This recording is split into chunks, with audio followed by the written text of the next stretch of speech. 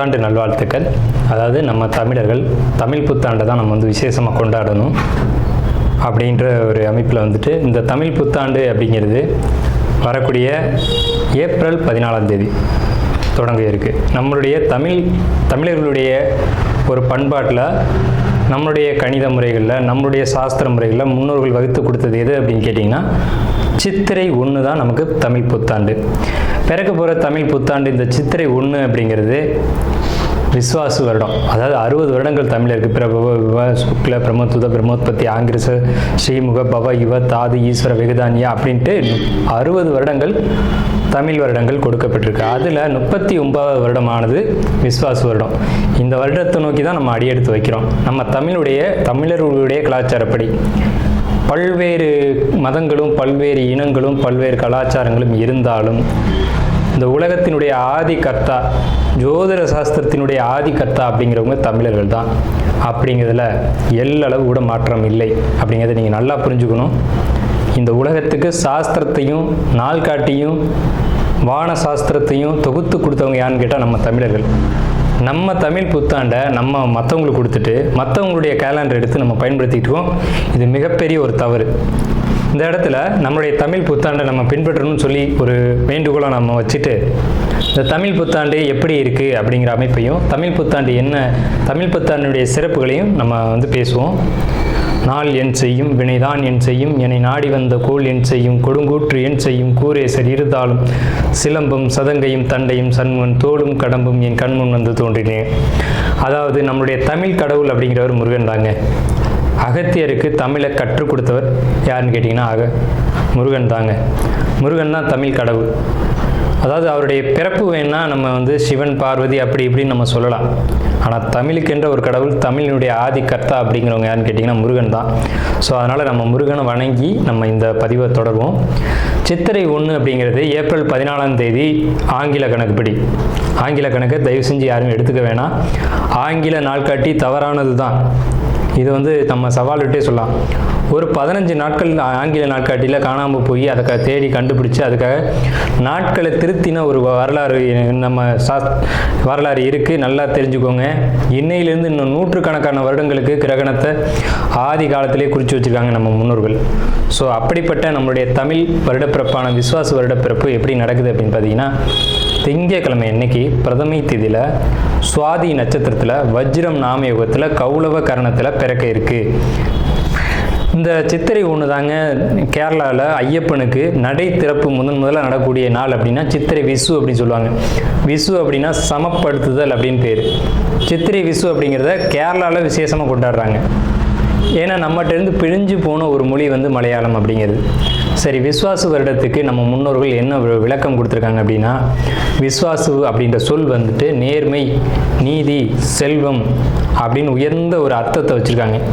நம்முடைய தமிழ் மொழிக்கு நம்ம தமிழ்லேயே அர்த்தங்கள் தேட வேண்டிய ஒரு காலகட்டம் வந்தாச்சு. சரி, இந்த விஸ்வாசு வருடம் அப்படிங்கிறது நேர்மை, நீதி, செல்வம் அப்படிங்கிற ஒரு அர்த்தத்தில் வருது இந்த சொல் அப்படிங்கிறது. இந்த விஸ்வாசு வருடத்துக்கு உண்டான பலன்களாக நம்ம முன்னோர்கள் என்ன சொல்லியிருக்காங்க அப்படின்னு பார்த்தீங்கன்னா, விஸ்வாசு வருடம் தன்னில் வேளாண்மை ஏறும், பசுமாடும் மாடும் பழிக்கும், சிசு நாசம், மறையோர்கள் வாழ்வார்கள், மாதவங்கள் மீறுமே, மற்றுலகில் உண்டு மலை அப்படின்னு சொல்லியிருக்காங்க. மற்றுலகில் உண்டு மலை அப்படின்னு முடிக்கிறாங்க. இதனுடைய அர்த்தம் என்னன்னு கேட்டிங்கன்னா, இந்த வருடம் விஸ்வாசு வருடம் அப்படிங்கிறது ஒவ்வொரு 60 வருடங்களுக்கு ஒரு முறை 39 ஆண்டாக பிறக்கக்கூடிய இந்த விஸ்வாசு வருடமானது வருகின்ற காலகட்டத்தில் எல்லாம் வேளாண்மை உயரும் அப்படின்னு சொல்லியிருக்காங்க. மாடும் பழிக்கும் அப்படின்னா நம்மளுடைய பசுமாடுகள் அப்படிங்கிறது நல்ல ஒரு முன்னேற்றத்தை அடையும். மாடு ஆடுகளுக்கு ஒரு நல்ல தீவனங்கள் கிடைத்து அதுவும் நல்ல செழித்து வரும். ஆதி காலத்தில் வந்து மாடை தான் செல்வமாக குறிப்பிட்டிருக்காங்க. இன்றைக்கி வந்து பணம் அப்படின்ற ரூபாய் தாள்களை நம்ம வந்து பணமாக குறிப்பிட்றோம். ஒரு முன்னோர்கள்லாம் வந்து மாடு எவ்வளோ இருக்குது, மாட்டினுடைய அந்த குப்பை வந்து வேஸ்ட்டெல்லாம் எங்கே ஒரு மனிதன் வந்து எங்கே சேகரிக்கிறானோ அதை போய் முதல்ல பார்ப்பாங்கங்க. அதை வச்சு தான் அவனுடைய செல்வம் என்னன்றதை குறிப்பிட்டு பொண்ணு கொடுக்குறதா இருக்கட்டும், பொண்ணு எடுக்கிறதா இருக்கட்டும், இதெல்லாம் நம்முடைய மரபில் இருந்து வந்த ஒரு விஷயம். ஸோ அப்போ இத்தனை மாடுகள் இருந்தால் தான் அவன் செல்வந்தன் அப்படின்ற ஒரு கான்செப்ட் வந்து முன்னோர்கள் நமக்கு காமிச்சிருக்காங்க. அப்படிப்பட்ட பசுமாடுகள் மாடும் பழிக்கும் அப்படின்ற ஒரு வார்த்தையை வந்து அங்கே குறிப்பிட்டிருக்காங்க. சிசு நாசம் அப்படின்ற வார்த்தையை சொல்கிறாங்க. மறையோர்கள் வாழ்வார்கள். மறையோர்கள்னு யாருன்னு கேட்டிங்கன்னா சமுதாயத்தில் முக்கியமாக இருக்கக்கூடிய பெரியவங்க, மற்றவங்களுக்கு வழிகாட்டக்கூடியவங்க வாழ்வாங்க அப்படின்ற சொல்லியிருக்காங்க. மாதவங்கள் மீறுமே அப்படின்ற ஒரு வார்த்தையும் வருது. மாதவங்கள் மீறும் அப்படின்னா ஒழுக்கக்கேடான செயல்பாடுகளில் மனிதர்கள் நடக்க வேண்டிய காலகட்டங்கள் வரும். ஒழுக்கக்கேடுனா என்னங்க? இந்த விரல் தான் ஒழுக்கக்கேடு, இந்த ஒற்றை விரல் தான். இந்த விரலை வச்சு தான் நம்ம பட்டனை அமுக்கிறோம், காசு வாங்கிட்டு அமுக்கிறோம். இதுதான் மாதவங்கள் மீறுமே அப்படின்றது. ஸோ அந்த மாதிரிலாம் இல்லாமல் மனசாட்சிக்கு துரோகம் செய்யாமல் யார் நீதி பரிபாலனம் செய்வாங்க அப்படின்றத தெரிஞ்சு சரியான வாக்களித்து நல்ல தலைவனை தேர்ந்தெடுக்க வேண்டிய காலகட்டங்கள் அப்படிங்கிறத இங்கே மறைமுகமாக இந்த விசுவாச வருடத்தினுடைய வெண்பா பாடல் அப்படிங்கிறது நமக்கு சுட்டி காட்டுது. இந்த சித்திரை வருட பிறப்பானது மகர லக்னம்னு சொல்லக்கூடிய சர லக்னங்களில் விழுகுது. எப்படின்னு கேட்பீங்க? தமிழனுடைய கணக்குப்படி சூரியன் எப்போது கிழக்கு வானில் உதிக்கிறதோ அதுதான் லக்னம்.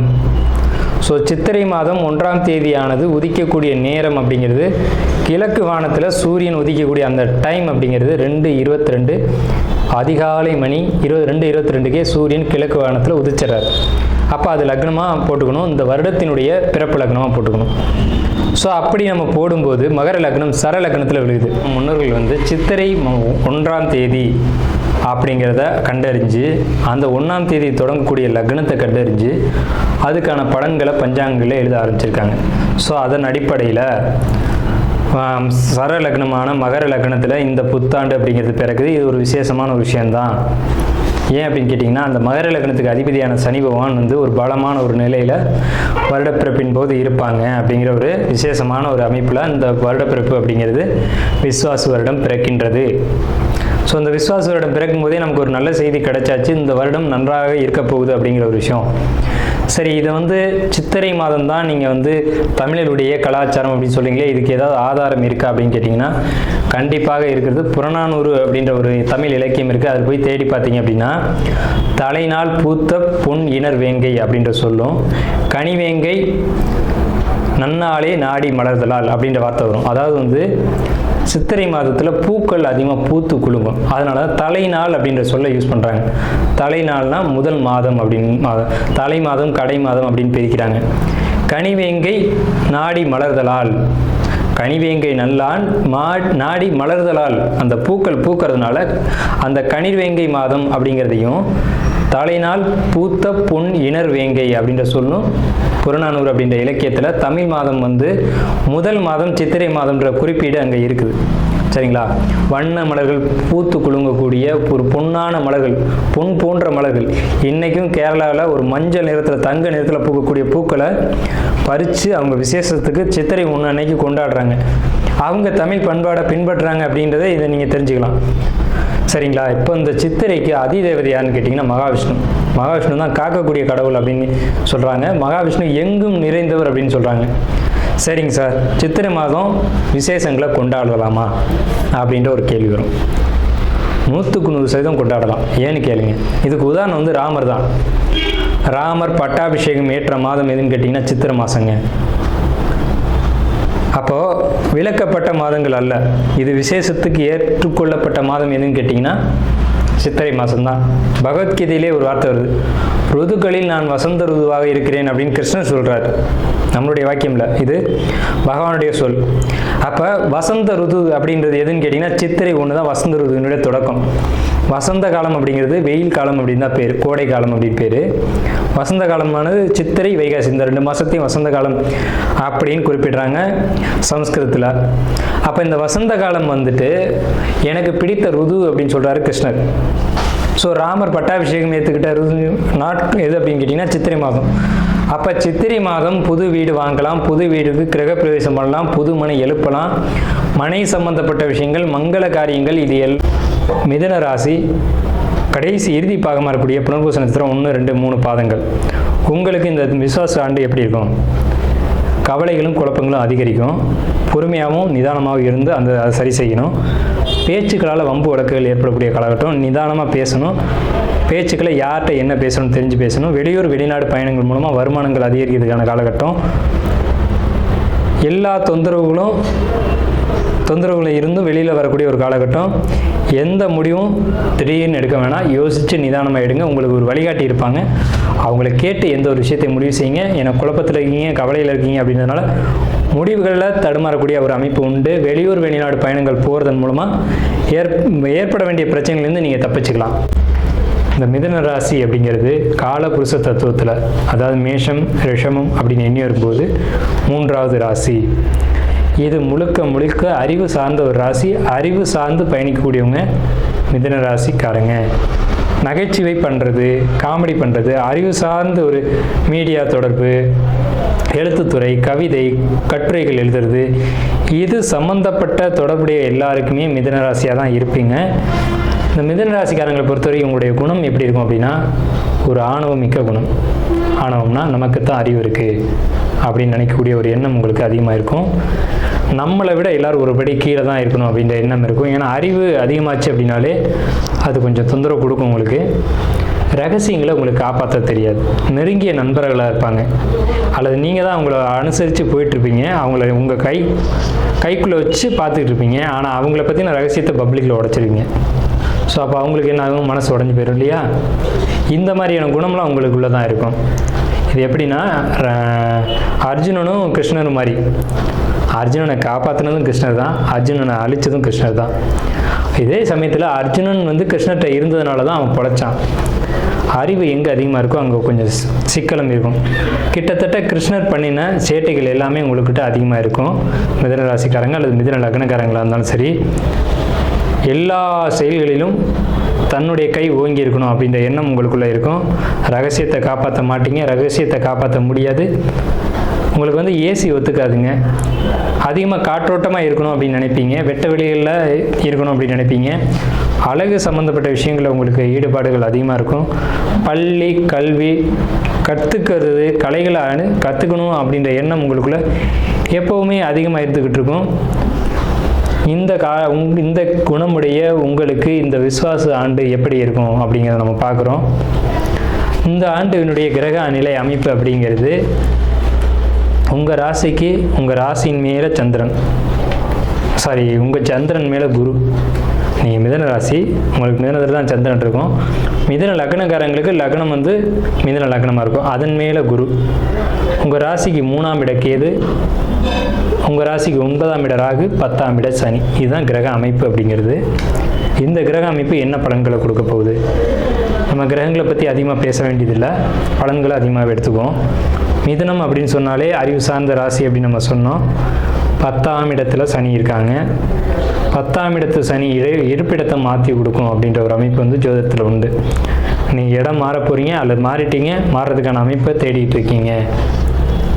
புதிய ஆன்மீக பணிகளை நீங்கள் கையில் எடுப்பீங்க. ஆன்மீகம் சம்மந்தப்பட்ட ஒரு விஷயத்தை நீங்கள் செஞ்சு முடிச்சுக்கணும் அல்லது செய்யணும் அப்படின்ற ஒரு அமைப்பு. இதனால் உங்களுக்கு பொருளாதார கஷ்டங்கள் ஓரளவுக்கு வரதான் செய்யும். பொன்னவன் 12 ஏற மாதே பொன்றாமன் கையம்பால் ராவணன் மாண்டான் அப்படின்றது பாடல். எடுத்த எடுப்புலேயே நெகட்டிவாக சொல்கிற மாதிரி தெரியும். ஜென்ம ராமர் வனத்திலே சீதையை சிறை வைத்ததும், அது ஜென்மத்தில் குரு வரும்போது தான் ராமரை விட்டு சீதை பிரிகிறாங்க. இப்போ உங்களுக்கு ஜென்ம குரு அப்படின்னு சொல்லி பயமுறுத்துவாங்க. அதெல்லாம் நீங்கள் நம்ப வேண்டாம். அப்படிலாம் நடக்குமான்னு கேட்டிங்கன்னா நடக்காது. பாசிட்டிவான விஷயங்கள் உங்கள் ஜாதகத்தில் நிறைய இருக்குது. என்ன பாசிட்டிவான விஷயம்? உங்கள் ராசிக்கு 5, 7, 9 குரு பார்க்குறாங்க. ஒரு ஜாதகத்தில் 5, 7, 9 குரு பார்க்கக்கூடிய காலகட்டம் அப்படிங்கிறது மிக பிரம்மாண்டமான பெயர், புகழ், அந்தஸ்து, கௌரவம், வருமானம் இதெல்லாம் கொடுக்கும் அப்படிங்கிற மறுபுறத்தையும் பார்க்கணும். இது என்னென்னா, பழைய சுருதி பாடல்களை அப்படியே எடுத்துக்கணும் அப்படிங்கிறது இருக்கக்கூடாது. பழைய பாடல்கள் பழிக்கும் தான், பழிக்காமல் போகாது. ஆனால் அதில் பல அர்த்தங்கள் பொதிஞ்சிருக்கும். அதை நம்ம பிரித்து எடுக்கணும். இப்போ குரு உங்களுக்கு ராசி மேலே இருந்து 5ஆம் இடம், 7ஆம் இடம், 9ஆம் இடத்தை ஒரு சேர பார்க்கும் காலங்கட்டம் அப்படிங்கிறது கணவன் மனைவி உறவில் ஒரு அன்னோன்யம், அண்டர்ஸ்டாண்டிங் அப்படிங்கிறது வரும். அது இருந்தாலே போதுமானது இல்லை. கணவன் மனைவி உறவு சிறப்பாக இருக்குது அப்படின்னா வாழ்க்கையில் எப்படிப்பட்ட ஒரு சிக்கல், ஒரு பிரச்சனை அப்படின்றது வந்தாலும் அது நிவர்த்தி பண்ணக்கூடிய ஒரு சப்போர்ட்டிவ் அப்படிங்கிறது உங்களுக்கு கிடைக்குது. இந்த 5ஆம் இடம் அப்படிங்கிறது குழந்தைகளுடைய எதிர்காலத்தை குறிக்குது. குழந்தைகள் வெளியூர் வெளிநாடு போய் படிக்கக்கூடிய அமைப்பு அப்படிங்கிறது தடையின்றி அது நடக்கும். படிப்பு குழந்தைகளால் நீங்கள் பெருமை அடையக்கூடிய ஒரு காலகட்டம் அப்படிங்கிறது இந்த காலகட்டம் தான்.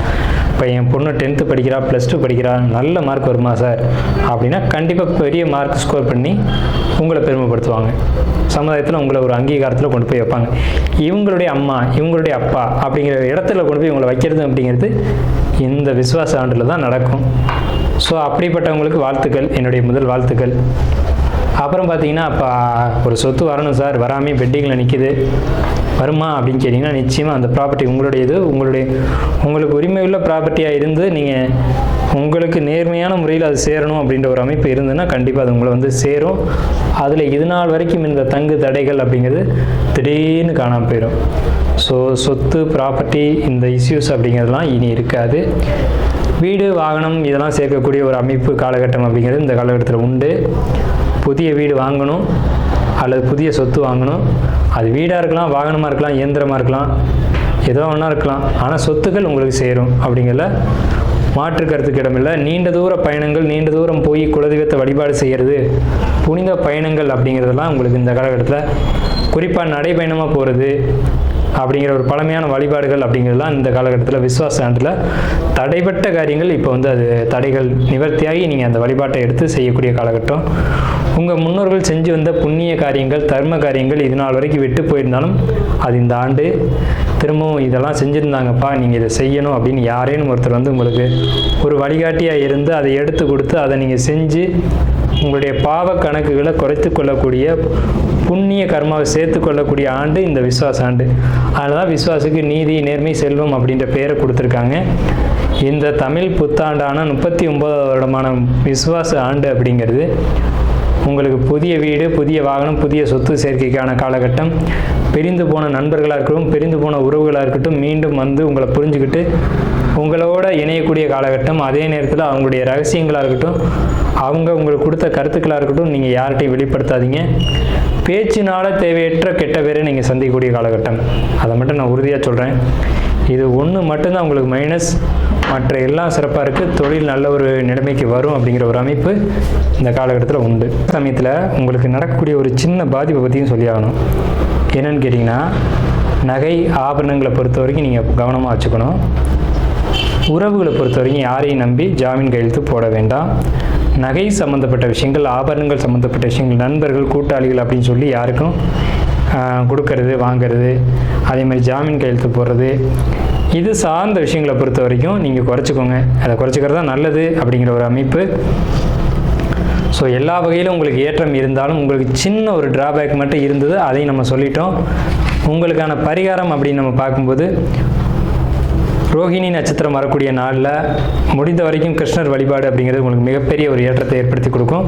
உங்களுக்கு பாதிப்புகள் அப்படிங்கிறது இல்லை, இருந்தாலும் ஏதேனும் உங்கள் ஜாதக ரீதியாக, சுய ஜாதக ரீதியாக, பிறப்பு ஜாதக ரீதியாக பாதிப்புகள் ஏற்படுத்தக்கூடிய அமைப்பில் இருந்துச்சு அப்படின்னா அதை சரி செய்யறதுக்கான ஒரு அமைப்பு அப்படிங்கிறது இந்த அமைப்பில் உங்களுக்கு வந்து இந்த ரோகிணி நட்சத்திரத்தின் அன்னைக்கு கிருஷ்ணர் வழிபாடு பண்ணுறது மூலமாக நிவர்த்தி செய்து கொள்ளலாம். கிருஷ்ணர் வழிபாடு, அதுவும் குறிப்பாக ரோகிணி வழிபாடுன்றது மிதுன ராசிக்கு மட்டுமல்ல எல்லாருக்கும் பொதுவான ஒரு ஏற்றத்தை கொடுக்கக்கூடிய ஒரு அமைப்பு தான். அதில் மிதுன ராசிக்கு மட்டும் அதிகபட்சமான நற்பலன்களை வழங்கும். ஒருவேளை தெரிஞ்சோ தெரியாமலோ ஏதோ ஒரு பாதிப்புகள் ஏற்படும் அப்படின்ற ஒரு நிலை வந்தாலும் கூட அதுக்கு வருமுன் தடுப்போம் அப்படின்ற மாதிரியான ஒரு அமைப்பில் இந்த பாதிப்புகள் வந்து விலகி போகிறதுக்கான ஒரு நல்ல அமைப்பு தான் இது. முடிந்த வரைக்கும் கிருஷ்ணர் தேரில் இருக்க மாதிரியான படங்களை நீங்கள் அதிகமாக பயன்படுத்துங்க. நாரதர் படம் இருந்தது அப்படின்னா வீட்டில் ஒட்டி வைங்க. இதெல்லாம் உங்களுக்கு ஏற்பட வேண்டிய பாதிப்புகளை நிவர்த்தி செய்யும். நன்றியும் வாழ்த்துக்களும் மிதுன ராசிக்கு.